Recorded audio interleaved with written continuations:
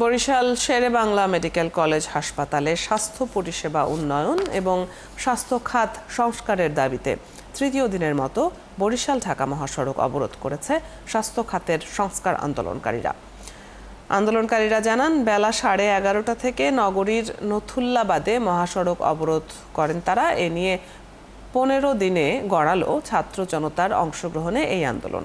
শুরুতে Sherebangla medical college হাসপাতালে সেবার মান উন্নয়ন নিয়ে মানববন্ধন, বিক্ষোভ সমাবেশের মতো কর্মসূচি ছিল। গত 8 আগস্ট থেকে বরিশাল ব্লকেট কর্মসূচি দেয়, সেখানে স্বাস্থ্য খাত সংস্কারের দাবি তোলা হয়। বরিশাল ব্লকেটের তৃতীয় দিনে বরিশাল ঢাকা মহাসড়কের নথুল্লাবাদ গোল চত্বরে অবরোধ করেন তারা।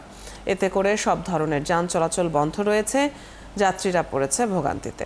আন্দোলনের নেতা মহিউদ্দিন রনি জানান 24 ঘন্টার মধ্যে স্বাস্থ্য উপদেষ্টাকে বরিশালে আসতে হবে এবং তাদের যে দাবি রয়েছে তা বাস্তবায়ন করতে হবে।